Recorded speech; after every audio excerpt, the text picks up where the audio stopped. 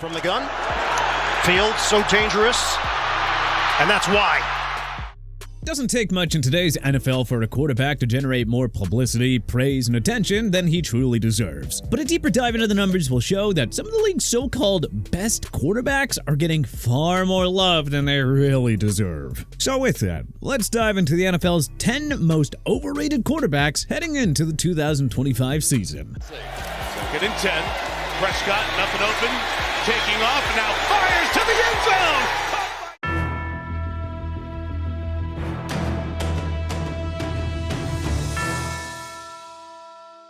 Trevor Lawrence.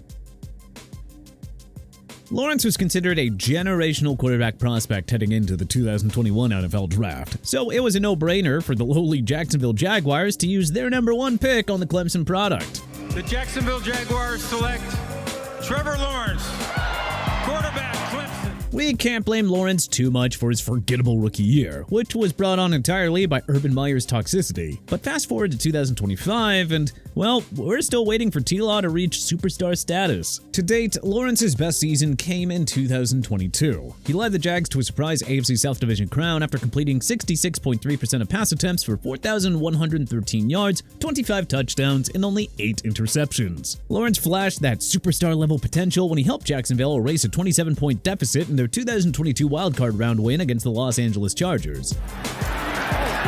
Lawrence protected well. Going deep, has a man open again. When the Jags narrowly fell to the Kansas City Chiefs in the divisional round, it certainly looked like better days were ahead. The Jags looked poised for a return to the postseason in 2023 after winning 8 of their first 11 games, including statement wins over the Buffalo Bills and Pittsburgh Steelers. But the Jags completely unraveled by losing 5 of their final 6 games, effectively handing the division to the Houston Texans on a silver platter. So through his first 4 seasons, this generational QB prospect has a record of 22-38-0. Along with 69 touchdowns, 46 interceptions, and an 85.0 passer rating that places him outside the top 25 among active quarterbacks. And the Jags have invested plenty of resources on offense to help T-Law, namely Christian Kirk, Calvin Ridley, Evan Ingram, Travis Etienne Jr., and Brian Thomas Jr. So there is no excuse for Lawrence to be a mediocre QB. And honestly, it's almost time to start having the "is T-Law a bust" conversation. Sheesh, to think that his $275 million extension doesn't even begin until 2026. Woof. Kyler Murray. Surely we aren't the only ones who feel like Murray's NFL career has been, well, somewhat underwhelming up to this point, right? The number 1 pick of 2019 was considered a boomer bust prospect because of his small frame for a quarterback in the modern NFL. But you know, it's not his size that's been a problem for Murray. Oh no, it's been consistency. As a dazzling dual-threat QB, Murray has thrown for over 3,700 yards and 20-plus touchdowns 4 times, with 3 seasons of 500-plus rushing yards. So what isn't there to like about the Arizona Cardinals signal caller? Bottom of your screen on 1st and goal from the 10, firing to the corner. Well, the 2-time Pro Bowler has a bad reputation of cooling down as the season progresses. Most of the blame went to head coach Cliff Kingsbury, who coached Murray during his first 4 NFL seasons. Under head coach Jonathan Gannon, Murray and the Redbirds were in the running to win the NFC West last year at 6-4. However, they lost 5 of their final 7 games to finish out 8-9, with Murray throwing 8 interceptions in that span. Down the sideline and gets a takeaway. And remember when the Cardinals placed a mandatory study clause in his contract, only to take it out after receiving significant backlash? I don't know, maybe the rumors about Murray playing too much Call of Duty when he should be studying film are true. The bottom line is that Murray has put together mostly good regular season stats, and few QBs make as many wow plays when he's on his game. But 0 playoff wins and a 36-45-1 record is definitely underwhelming. And it's not like the Cardinals haven't given him the explosive offensive weapons to produce. Dak Prescott. If you fancy excellent regular season stats and, well, not much more, then Prescott is just the quarterback for you. Prescott's not much different from Tony Romo, the quarterback that he succeeded as a rookie way back when in 2016. Neither was a highly touted quarterback when they joined the Dallas Cowboys, but both emerged out of nowhere as true feel-good stories and multi-time Pro Bowlers. But like Romo, Prescott is a stud in the regular season before folding like a pretzel in the postseason. Consider that Romo went 2-4 in postseason games, with both victories coming in the wildcard round at home. Oh, yippee. Well, Prescott is 2-5 in the postseason with only 14 touchdowns against 7 interceptions. 2nd and 10. Prescott, nothing open, taking off, now fires to the end zone! And just like Romo, both of those playoff victories came in the wildcard round against inferior opponents. Prescott's career passer rating in the regular season is 98.1. That number drops to 91.8 in the playoffs. And remember when they went undefeated at home in the 2023 regular season only to get walloped 48-32 by the 7th-seeded Green Bay Packers in the wildcard round? 2 interceptions and 1 pick six from Dak in that game, by the way. You can even ask yourself if he's really that great in the regular season. His teams have won 13 games in a season once. Among active QBs, he's also just 7th in passing yards per game. Playing with CeeDee Lamb, a top offensive line, and a good set of supporting players has allowed Prescott to drop the hammer on opposing defenses in the regular season. But man, once it's playoff time, all that just goes out the window. Kirk Cousins.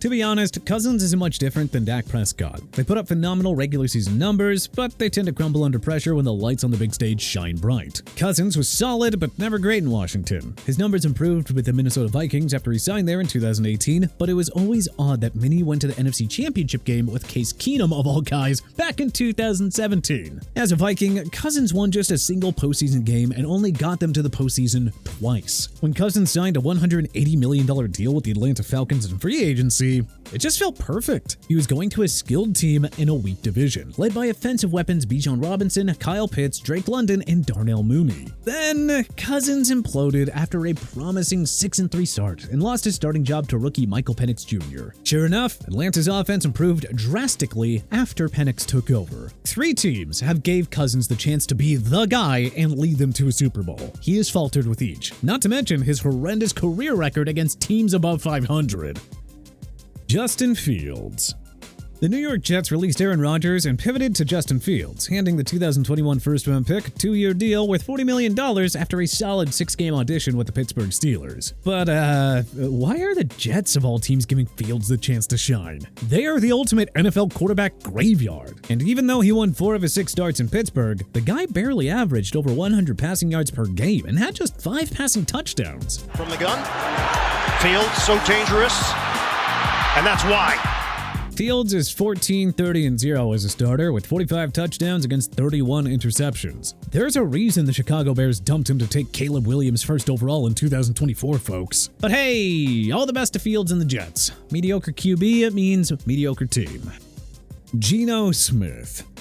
It was surprising when the Las Vegas Raiders gave Smith a 2-year extension worth $85.5 million after acquiring him in a blockbuster trade with the Seattle Seahawks, including $66.5 million in guarantees. The Raiders are banking on the 2022 Comeback Player of the Year to continue his superb play outside of Seattle's QB-friendly system at age 35. Then again, is Smith actually still, good? After throwing a career-high 30 touchdowns in 2022, that number dropped to 20 in 2023. In 2024, he had 21 touchdowns against 15 interceptions. To the left, Smith rolling right. Smith will take off and picks up Smith's worst mark since his rookie year. Yeah, not sure about you, but we can't help but think that Smith might have been a product of playing on a well-coached Seahawks team that featured a ridiculous set of weapons, namely DK Metcalf, Tyler Lockett, Jackson Smith-Njigba, and Kenneth Walker. If Smith can prove he's the real deal in Vegas, we'll admit that we were wrong. But for now, we are not convinced that he was more than a QB in the right place at the right time in Seattle. Sam Darnold. The Seahawks traded Geno Smith to Vegas, then signed Sam Darnold to a 3-year deal worth $100.5 million in free agency. As the Raiders are taking a risk with Smith not being a system QB, the Seahawks are taking a similar gamble with Darnold after his career year in Minnesota. But hey, don't mind us for being skeptical that Darnold will repeat last year. The number 3 pick of 2018 was one of the league's worst quarterbacks during his tenures with the New York Jets and Carolina Panthers, ultimately accepting a backup role behind Brock Purdy for 2023. The Vikings gave Darnold a 1-year deal in 2024 free agency. After rookie J.J. McCarthy underwent season-ending surgery in the summer, Darnold was immediately slotted in as the QB1. Darnold had a career year with 4,319 passing yards and 35 touchdowns against 12 interceptions, leading Minnesota to a 14-3 season. Jefferson and Addison both to the top. Darnold lets it rip, and there he is, Justin Jefferson. But hey, maybe Darnold benefited from throwing to Justin Jefferson, the league's best wide receiver. Jordan Addison and TJ Hawkinson too? How about star running back Aaron Jones and an elite defense to support Darnold as well? Now Seattle wants to pay this guy over $30 million annually to play like an MVP? Look, no offense, but Jackson Smith-Njigba and a past prime Cooper Kupp don't exactly offer Darnold the same star power that Minnie had. This Darnold contract has significant dud potential. But hey, congrats on the $100.5 million for having one good season up to this point, kid. Brock Purdy. The San Francisco 49ers clearly don't think Purdy is a system QB. Not after giving him a 5-year extension worth $265 million. Now, disagree with us if you want, but we're on the side where Purdy is a product of the Kyle Shanahan system. I mean, come on. Shanahan went to a Super Bowl and 2 NFC Championship games with Jimmy frickin' Garoppolo as a starting QB. Purdy was in the MVP mix in 2023 after throwing for 4,280 yards and 31 touchdowns, leading the 49ers to a Super Bowl 58 appearance. Hello? Playing with rushing champion Christian McCaffrey and 3 all-pro caliber pass catchers in George Kittle, Brandon Ayuk, and Deebo Samuel? McCaffrey missed 13 games in 2024. Ayuk missed 10. Purdy attempted 11 more passes in 2024 and still threw 11 fewer touchdowns and 416 less yards than the year before. And his passer rating dropped by almost 20 points. If Run CMC and Ayuk are healthy, Purdy looks elite in Shanahan's QB-friendly system. Without him, he's just an average Joe, or average Brock? Tua Tagovailoa. The Miami Dolphins gave Tagovailoa a massive 4-year extension worth $212.4 million ahead of the 2024 season. Certainly an interesting decision for a guy whom, like Kyler Murray, has struggled with consistency as a pro. Thing is, the number 5 pick of 2020 looks more like a product of Miami's star-studded offense than a true superstar QB. Consider that he averaged just 181.4 and 204.1 passing yards per game in 2020 and 2021 respectively, with passer ratings below 91. Tagovailoa's passer rating has exceeded 100 every year since, and he's averaged over 260 yards each season since 2022. That's strange. Wonder if superstar wide receiver Tyreek Hill has something to do with that. Ditto for Jalen Waddle. Even when Tua led Miami to 11 wins in 2023, they only beat one team with a winning record that year, before getting crushed by the Chiefs in the wildcard round. Tua has very good regular season stats when Tyreek Hill is on the field. Without Hill, well, he's just barely average. And if he was the great QB that Miami paid him to be, Tagovailoa would have at least a playoff win. And probably a much better record against winning teams by now. Just saying. Aaron Rodgers. Prime Aaron Rodgers was one of the best quarterbacks ever. But truth is, prime Aaron Rodgers ended on a snowy Green Bay night in January of 2022, after his Packers were stunned by the San Francisco 49ers in the divisional round. In his final season with the Packers, Rodgers averaged 217.4 passing yards a game, his worst mark as a full-time starter. He finished with 26 touchdowns against 12 interceptions, clearly missing longtime number 1 receiver Davante Adams. Rodgers' first season with the Jets ended minutes into his debut when he tore his Achilles. He came back healthy in 2024, and the Jets went all in to give him the best super team possible, even acquiring Adams in a midseason trade with the Raiders. And even though the Jets catered to Rodgers, he finished with under 3,900 yards passing and had just 28 touchdowns against 11 interceptions. The 229.2 yards he averaged per game were his second worst as a starting QB in a season, behind only the 2022 feat. His passer rating was 91.1 in 2022 and 90.5 in 2024.